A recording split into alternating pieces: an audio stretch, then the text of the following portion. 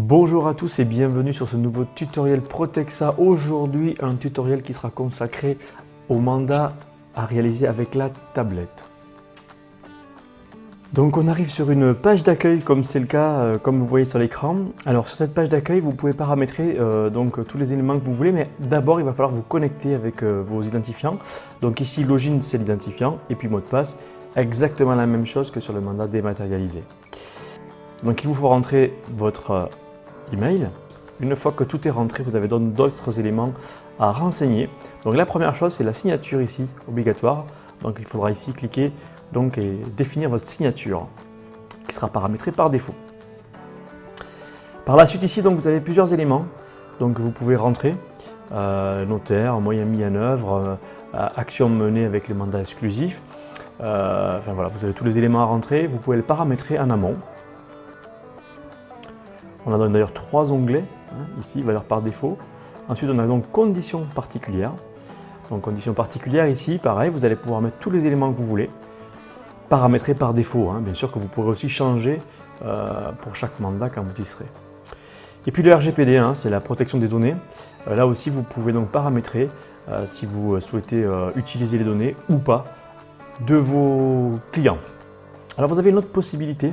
C'est aussi d'aller cliquer ici sur récupérer les infos Protexa. Donc toutes les infos que vous avez paramétrées sur le logiciel, sur l'interface web, vous allez les avoir sur votre tablette. Il suffit de cliquer sur récupérer les infos et donc tout sera rapatrié sur la tablette.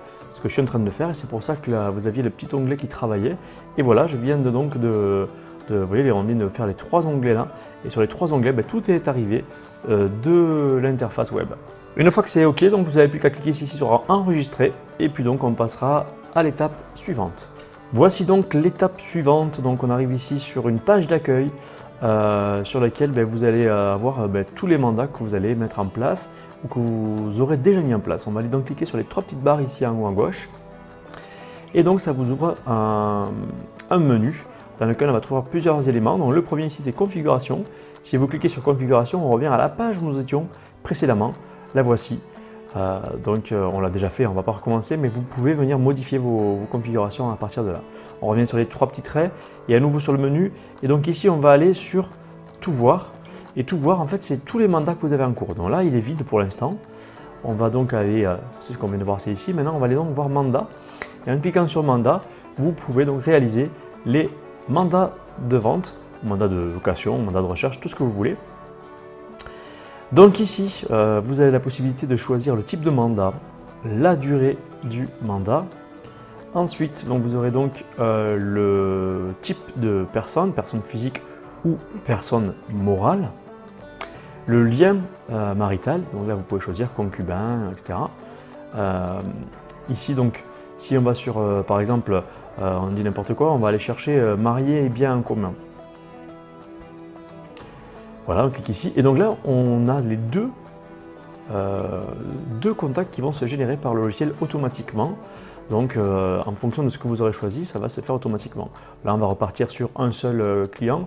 L'idée c'est juste de vous montrer comment rentrer les éléments à l'intérieur du logiciel. Je vous laisserai paramétrer ça seul un petit peu plus tard. Voilà, donc là on rentre tous les éléments. Le nom, l'adresse, code postal.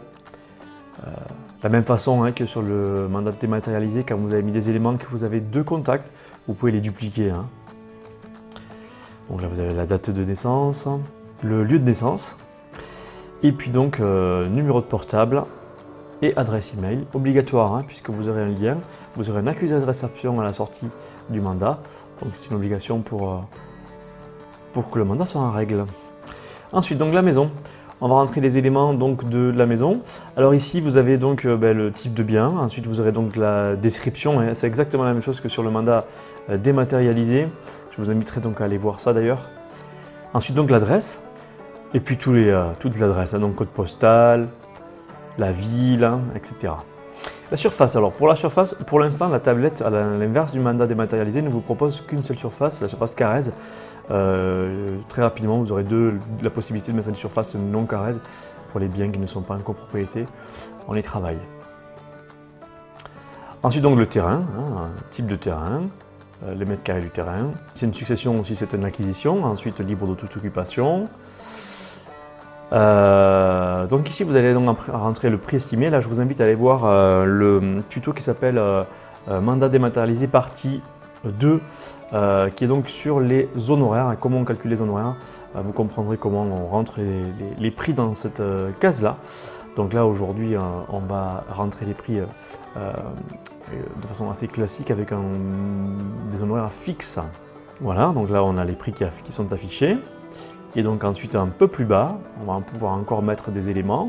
Ensuite donc vous expliquerez si au RGPD si les données personnelles sont utilisées ou pas. Hein, pareil, elles sont déjà cochées par défaut. Et quand vous cliquez, vous voyez il y a une petite notification qui vient d'apparaître parce que j'ai un élément qui n'est pas bon. Là en l'occurrence c'était mon barème qui ne correspondait pas au mandat que j'ai en place, donc je modifie. Et voilà, donc une fois que c'est fini, je viens valider. Et là, vous voyez toujours pareil, une petite notification d'éléments manquants. Et on atterrit sur la page suivante, comme pour le mandat dématérialisé, où on va d'abord commencer par donc, la convention de preuve du DIP. Hein. Je vous invite à aller voir le tuto mandat dématérialisé. Et donc vous aurez ici le mandat qui va apparaître. Et vous pouvez le visualiser, vous pouvez le montrer à votre client avant de le signer. Et là, il peut vérifier toutes les données. Et en bas, votre signature est déjà paramétrée. Il va falloir mettre maintenant celle du mandant, celle du propriétaire. Donc, une fois qu'on a terminé, on clique sur accepter la convention de preuve et puis donc signer le mandat. Alors, ici, on va demander au client de signer dans cette case-là. Voilà. Vous avez le nom qui apparaît quand il y en a plusieurs, ils apparaissent les uns après les autres. Il faudra tous les faire signer. Là, vous faites signer. Et puis, vous cliquez sur le petit bouton « Lui approuvé bon pour mandat » et on appuie sur le petit bouton, on clique et voilà. Le mandat est en train de se générer.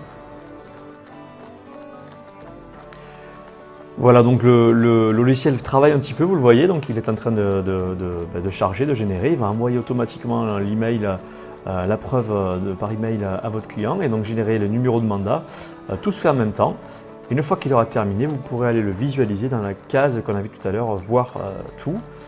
On va y aller d'ailleurs ensemble maintenant pour voir un peu ce qui s'est passé. Voilà, donc le mandat est terminé. Vous cliquez ici en haut sur Protexa et on revient sur la page d'accueil. On va sur Voir tout. Et ici, donc, vous avez le mandat qui va apparaître. Le voici. Donc, on a la possibilité de le voir. Hein. Vous cliquez ici sur Voir et donc il va apparaître. Et là, vous aurez donc tout le mandat à visualiser. Voilà, il est signé par les deux parties. Hein, vous voyez, tout est OK. Et on a même le lieu. Hein. Voilà, donc c'était le tutoriel Protexa sur comment remplir un mandat avec la tablette. J'espère que ça vous permettra de vous en sortir. En tout cas, vous avez bien compris que c'est assez simple de l'utiliser. Hein. Il y a juste les paramètres du départ. Après, c'est quand même assez basique. Voilà, si vous avez besoin, n'hésitez pas à nous contacter. Moi, je vous dis à très bientôt pour un prochain tuto. Bye bye.